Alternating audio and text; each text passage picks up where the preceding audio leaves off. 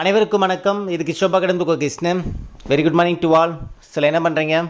நல்லபடியாக படிச்சுட்டு இருக்கீங்களா? படிக்க ஆரம்பிச்சிட்டிங்களா இல்லையா? ஸோ நிறைய பேர் இன்னும் புக்கு எடுக்க ஆரம்பிக்காமல் இருக்கீங்க. பாதிக்கு பாதி பேர் புக்கு எடுக்க ஆரம்பிச்சிட்டிங்க. எடுத்து ஆரம்பித்தாலும் அது ஃபுல் ஃப்ளெஜ்டாக இன்னும் படிக்க ஆரம்பிக்கலை. ஸோ அதுக்கான ஒரு வீடியோ பதிவு தான்.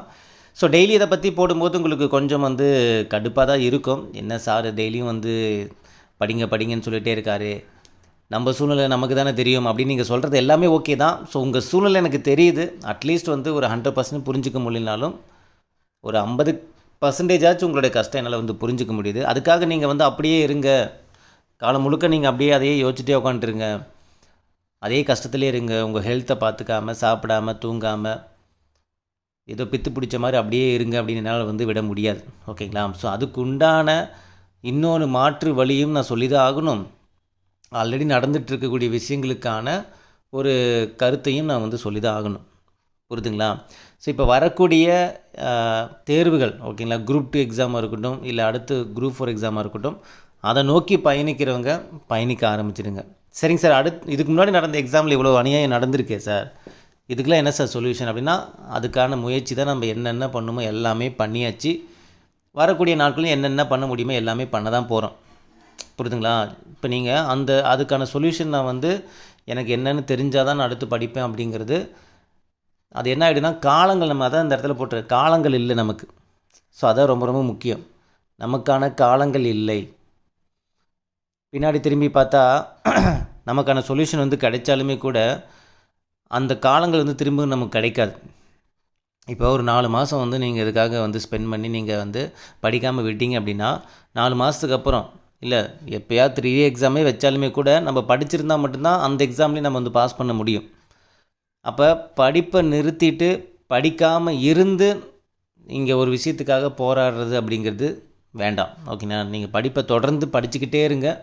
படிச்சுக்கிட்டே இந்த பக்கம் என்னென்ன உங்களால் பார்த்தீங்கன்னா அந்த விஷயத்துக்காக நீங்கள் போராட முடியுமோ போராடுங்க. ஓகேங்களா? பட் படிப்பை ஸ்டாப் பண்ணிவிட்டு முழுக்க முழுக்க இதுக்குள்ளேயே நீங்கள் இருக்க வேண்டாம். ஸோ உங்கள் சூழ்நிலை புரியுது. பட் இருந்தாலும் அதுக்கான காலகட்டங்கள் நம்ம எடுத்துட்டோம். 1 மந்த்து கிட்ட இதுக்காக நீங்கள் போராடிட்டீங்க, மன உளைச்சல் ஆகிட்டீங்க, ஹெல்த்தும் பார்க்காம, ஓகேங்களா, ரொம்ப டிப்ரெஷன் மூடில் இருந்து ரொம்பவும் அதான் சொல்லுவாங்களே, தாங்கிக்க முடியாத ஒரு சோகம் நடந்துருச்சு.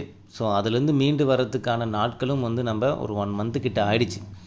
ஸோ இன்னமும் நம்ம அதே சூழ்நிலையில் அதே தாக்கத்தில் இருந்தீங்க அப்படின்னா நாட்கள் பார்த்தோன்னா போக போக போக உங்களுக்கு லைஃப் மேலே இருக்கிற ஒரு பயம் அதிகரிச்சுட்டே போயிடும்.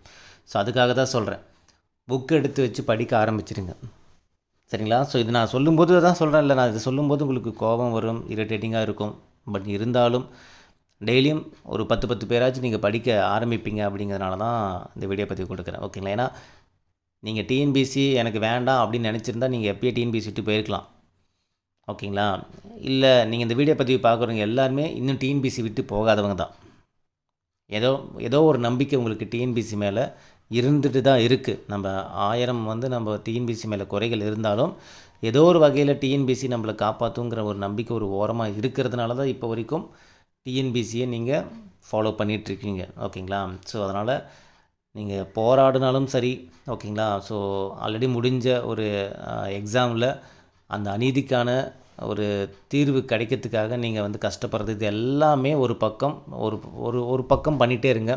இன்னொரு பக்கம் ஸ்டடீஸுக்கான இம்பார்ட்டன்ஸ் கொடுத்து படிச்சுட்டே இருங்க. இந்த ஸ்டடீஸுங்கிறது எதுக்காக அப்படின்னா, இப்போ நிறைய பேர் என்ன கேட்பீங்கன்னா, படிக்குதுன்னா எதை படிக்கிறது, என்ன படிக்கிறது அப்படின்னு கேட்பீங்க. ஸோ படிக்கிறதுக்கு நிறைய இருக்குது, உங்களுக்கே தெரியும். நீங்கள் என்ன படிச்சிருக்கீங்க, நீங்கள் என்ன முடிச்சிருக்கீங்கன்னு உங்களுக்கு தெரியும். இன்னும் படிக்க வேண்டியது எவ்வளவோ விஷயங்கள், எவ்வளவோ பாடங்கள் புக்கில் இருக்கக்கூடிய பாடங்களே அவ்வளோ இருக்குது. நீங்கள் புக்கை தாண்டி படிக்கிறதெல்லாம் ஓகே, அது புக்கை தாண்டி படிக்கிறதெல்லாம் படிக்கலாம்.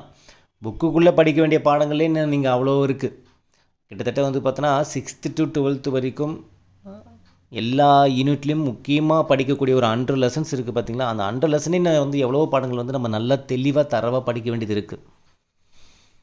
அதுக்கப்புறம் நம்ம ஒன்று அவுட் ஆஃப் புக்கை தாண்டி படிக்கக்கூடிய கண்டென்ட்லாம் நம்ம படிச்சுக்கலாம்.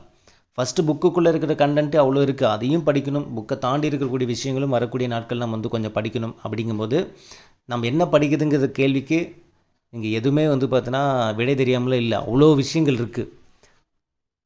சார் தமிழ் என்ன சார் படிக்கிறது? தமிழில் 6th to 12th வரையும் இருக்கக்கூடிய தமிழ் ஃபுல்லாக சிலபஸ் வைஸ் இருக்கிற கண்டென்ட்டை நல்லா தெளிவாக, இலக்கணம் நல்லா தெளிவாக தரவாக கான்செப்ட் வைஸ் ஃபஸ்ட்டு புரிஞ்சு படிங்க. அது உங்களுக்கு ஒரு 60 மார்க்கு உங்களுக்கு வந்து பார்த்தோன்னா எடுத்து கொடுக்கும். மீதி இருக்கக்கூடிய 40 மார்க்குக்கு நம்ம என்ன எக்ஸ்ட்ரா நம்ம என்னென்ன பார்க்க முடியுமோ பார்த்துக்கலாம். இன்கேஸ் இதே குரூப் 4 மாதிரியே ஒரு கேள்வித்தாள் வந்தாலுமே கூட வராது. நான் இருந்தாலும் நான் ஒரு உதாரணத்துக்கு நான் சொல்கிறேன். ஸோ புத்தகத்தில் படிக்க வேண்டிய விஷயங்களே அவ்வளோ இருக்குது. இந்த பக்கம் ஜிகே எடுத்துக்கிட்டால் புத்தகத்தில் படிக்க வேண்டிய பாடங்களே வந்து கிட்டத்தட்ட ஒரு மினிமம் வந்து அந்த ஒரு 4-5 யூனிட்டுக்கு சேர்த்தே ஒரு 120 பாடங்கள் கிட்டே இருக்கும். அவ்வளோ பாடங்கள் நம்ம இன்னும் தெளிவாக படிக்க வேண்டியது இருக்குது.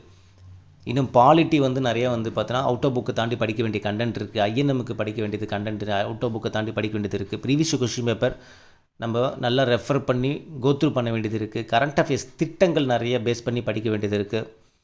மேக்ஸ் நிறைய டாபிக் வந்து நம்ம வந்து போட்டு பார்க்குறதுக்கான கண்டென்ட் நிறைய இருக்குது. ஸோ இது எல்லாமே டிஃபால்ட்டாக செய்யக்கூடிய விஷயங்கள் நிறைய இருக்குது. என்ன படிக்கிறதுன்னு தெரியலைங்கிறதுக்கான கேள்வி இங்கே கிடையாது. ஆஸ் யூஷுவல் நீங்கள் லாஸ்ட் குரூப் 4 எக்ஸாமுக்கு ப்ரிப்பேர் பண்ணதை நீங்கள் திரும்ப இன்னமும் ஆணித்தனமாக நல்லா தெளிவாக படிக்கிறதுக்கான கண்டென்ட்டே நான் அவ்வளோ இருக்குது. அதை முடிச்சுட்டு அவுட் ஆஃப் புக்கு தாண்டி படிக்கணும். Previous question paper maths refer பண்ணணும். ரீசெண்டாக கேட்ட கேள்விகளை ரெஃபர் பண்ணணும். ஜிகே ரீசெண்டாக எப்படிலாம் கேட்டிருக்காங்க. அவுட் ஆஃப் புக்கை தாண்டி இந்த பாலிட்டிலாம் வந்து பார்த்தோன்னா இந்த குடியரசுத் தலைவர், துணை குடியரசுத் தலைவர், பிரதமர் இதெல்லாம் இன்டெப்த்தாக பிரதமர்னால் என்னென்ன ஆர்டிக்கல்லாம் டோட்டலாக வரும், குடியரசுத் தலைவர்னால் என்னென்ன ஆர்டிக்கல்லாம் டோட்டலாக வரும், என்னென்ன கண்டென்ட்லாம் நம்ம தெளிவாக வந்து படிக்கணும். ப்ரீவியஸ் கொஸ்டின் பேப்பர் பாலிட்டி ரிலேட்டடாக என்னென்ன கண்டென்ட்லாம் அவுட் ஆஃப் புக்கை தாண்டி போயிருக்காங்க, அதை என்ன ஹெட்டிங்லாம் போயிருக்காங்க, அந்த ஹெட்டிங் நம்ம தனியாக கோத்ரூ பண்ணி தனியாக எழுதி வச்சுக்கிறது. ஸோ இந்த மாதிரிலாம் நிறைய விஷயங்கள் இருக்குது. ஸோ அப்போ அதுக்கான டைமுங்கிறது கண்டிப்பாக நமக்கு அதிகமாக தேவைப்படும். இப்போ திடீர்னு எந்த ஒரு எக்ஸாமே வைக்கிறாங்கன்னே கூட வச்சுக்கிங்களேன். அப்படி வச்சுட்டா டக்குன்னு எப்படி உங்களால் வந்து கோத்ரூ ஒரு 2 மாதத்தில் எக்ஸாம்னால் எப்படி கோத்ரூ பண்ணுவீங்க? அப்போது கடை ஐயோ என்னடா பண்ணுறது அப்படிங்கிற மாதிரி வந்து நினைக்க தோணிடும். அப்போ வந்து யார் புக் எடுத்து வச்சு படிப்பில் அந்த டச்சில் இருக்காங்களோ அவங்களுக்கு தான் அந்த வாய்ப்பு கிடைக்கும். அப்போ எக்ஸாம் வச்சாலும் நம்ம படிச்சிருந்தால் மட்டும்தான் நம்ம அந்த காம்படிஷனில் உள்ளே வர முடியும். ஸோ அதுக்காக தான் சொல்கிறேன், தயவு செஞ்சு புக் எடுத்து வச்சு படிக்க ஆரம்பிச்சிடுங்க. ஸோ இன்றைக்கி நாள் எத்தனை பேர் வந்து படிக்க ஆரம்பிக்கிறீங்க அப்படின்ட்டு பார்க்குறேன். ஸோ நீங்கள் படிக்கிறதுக்கு இன்னும் இன்ட்ரெஸ்ட்டாக படிக்கிறதுக்கு தேவையான வீடியோஸ் வந்து 1 by 1 நாங்கள் வந்து கொடுக்க ஆரம்பிக்கிறோம். நீங்களும் படிக்க ஆரம்பிங்க. நாங்கள் உங்களுக்கு கொடுத்துட்டு தான் இருக்கோம். ஓகேங்களா? இன்னமும் எனர்ஜெட்டிக்காக வந்து அடுத்தடுத்த வீடியோ பதிவு கொடுக்க ஆரம்பிக்கிறோம். நீங்களும் உங்களோட ஸ்டடீஸை வந்து இன்னிலேருந்து கண்டினியூ பண்ண பாருங்கள். இது நான் வந்து இன்னும் ஒரு 4-5 நாள் இது சம்மந்தமாக டெய்லி உங்களுக்கு நான் வந்து கொடுத்துக்கிட்டே தான் இருப்பேன், அவேர்னஸ் கொடுத்துக்கிட்டே தான் இருப்பேன். ஏன்னா நீங்கள் புத்தகத்தை கையில் எடுத்து வச்சு படிக்க ஆரம்பிக்கிற வரைக்கும். புரியுதுங்களா? நீங்கள் யோசிங்க, உங்கள் குடும்ப சூழ்நிலைக்கு, உங்கள் சுச்சுவேஷனுக்கு, நாம் இப்போ இருக்கக்கூடிய நம்மளுடைய மென்டல் டிப்ரெஷனுக்கு புக்கு எடுத்து வச்சா மட்டும்தான் அதுலேருந்து நம்ம மீண்டு வர முடியும். இல்லைன்னா அந்த புக்கே நமக்கு வெறுப்பாக மாறிடும். புக் எடுத்து வச்சாலே படிக்கவே தோணலை அப்படிங்கிற மாதிரியான சூழ்நிலை ஃபிக்ஸ்டாக மைண்டில் பதிஞ்சிடும். அது வேண்டாம். அப்படி ஃபிக்ஸ்டாக பதிஞ்சிச்சுன்னா நாளைக்கு கழிச்சு எந்த ஒரு வாய்ப்பு வந்தால் கூட புக் எடுத்து வச்சு படிக்கிறதுக்கு தோணாது. ஸோ தயவு செஞ்சு இவ்வளோ விஷயங்கள் இருக்குது படிக்கிறதுக்கு. ஃபஸ்ட்டு அதெல்லாம் படித்து முடிங்க. அப்புறம் எக்ஸ்ட்ரா என்னென்ன பார்க்கணுமோ அது எல்லாத்தையும் நீங்கள் பார்த்துக்கலாம். புரியுதுங்களா?